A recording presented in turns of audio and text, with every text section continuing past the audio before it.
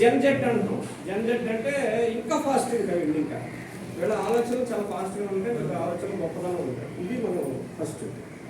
రెండోది, మిమ్మల్ని మేము ప్రత్యేకంగా అభినందించాలనుకుంది.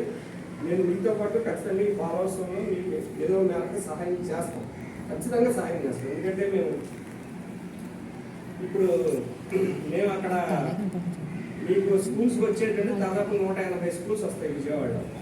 180 నుంచి 200 స్కూల్స్ కూడా వస్తాయి. 200 స్కూల్స్ అంటే దాదాపు 12,000 మంది పిల్లల లిస్ట్ వస్తుంది మన దగ్గరికి. 12,000 విభాగానికి ఎంతమంది పిల్లలు పోటీలో ఉన్నారనేది కూడా తయారు చేయాలి. సో చాలా కష్టతరమైనటువంటి అంశం. దానికి ఒక మార్గం ఉంది, ఆ మార్గం ప్రకారం చేస్తుంది.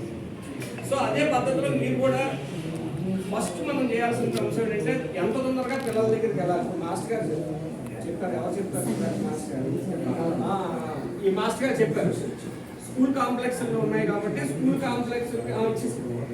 స్కూల్ కాంప్లెక్స్లోకి మనం అందించాలని చెప్పారు. అది మంచి అంశం ఇది. బట్ ఏంటంటే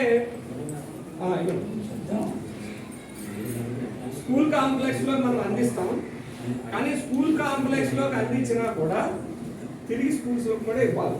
మళ్ళీ ఇంకొకసారి వెళ్ళాలి. స్కూల్స్కి వెళ్ళడం అనేది, ఇవ్వడం అనేటువంటిది చాలా ఉపయోగకరమైనది. దాని ద్వారా ఆ స్కూల్ హెడ్ మాస్టర్ ఏ ఫీల్ అవుతున్నాడు అనేది మనకు అర్థం.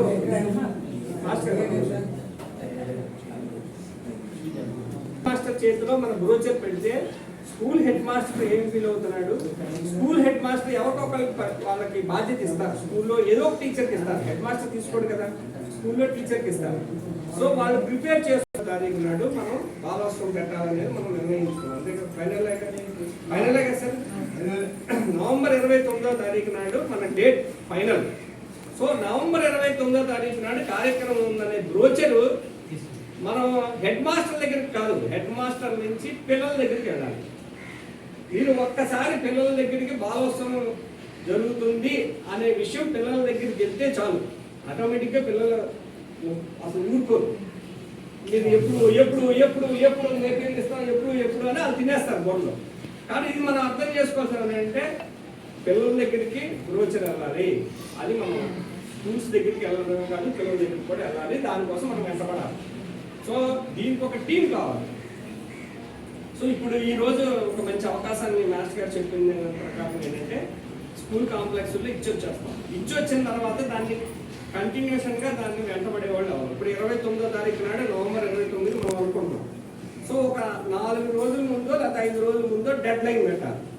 సో మన డెడ్ లైన్ 24 నవంబర్ 24వ తారీఖు లోపు ఇవి మనం ఇవ్వాలని చెప్పాలి. కానీ చాలా సమస్యలు మా దగ్గర కూడా ఇట్లానే ఉంటాయి. 24